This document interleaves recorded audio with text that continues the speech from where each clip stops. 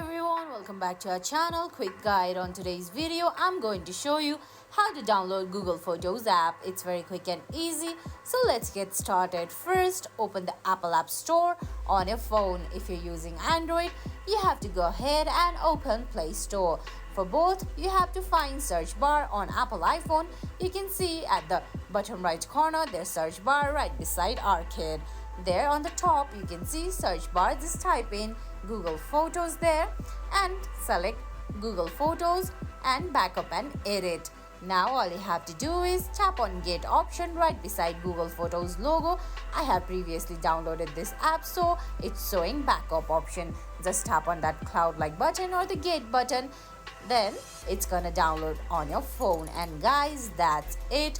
That's how you download Google Photos app on your phone. I hope you found this video helpful. If you did, please give it a thumbs up, leave a comment, subscribe to our channel and hit that bell icon. See you in the next video.